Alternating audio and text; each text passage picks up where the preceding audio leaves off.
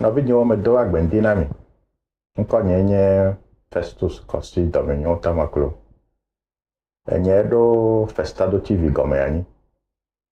Ɖe esia ta mele filmwɔlawo katã kpe.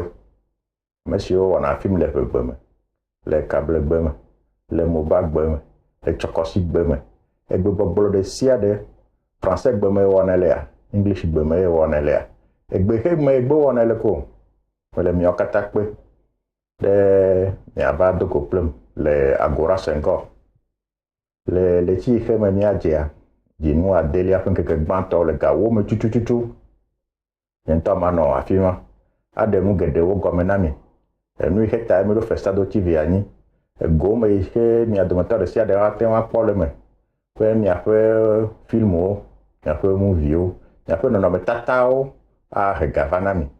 Be miagate ŋu awɔ film bubuwo ɖe miate ŋu axe fe na miaƒe dɔwɔviwo be miado miaƒe dekɔnuwo ɖe ŋgɔ.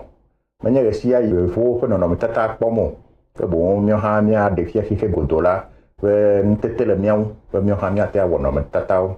Esia ta mele mia kpe ne mia nɔvi siwo katã mi dzesi, siwo wɔna nɔnɔmetatawo, siwo wɔna moviewo, siwo wɔna filmwo yiwo xe nananyanya ya meva ɖo wo gbɔa, ke maɖe kuku na mi be miakɔ leke ƒe nananyanya ɖo ɖawo be míawo katã míanɔ gbɔsɔsɔ me be míado go ne míali tata ŋu míakpɔ ɖa be leke míawɔ ne míaƒe nɔnɔmetatawo, míaƒe moviewo, míaƒe filmwoa woade to.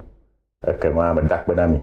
Yo, míagblɔ be gododo le ŋue ma, míado go le Agora Senghor le letsi adelia ƒe ŋkeke gbãtɔ me le gawo me tututu.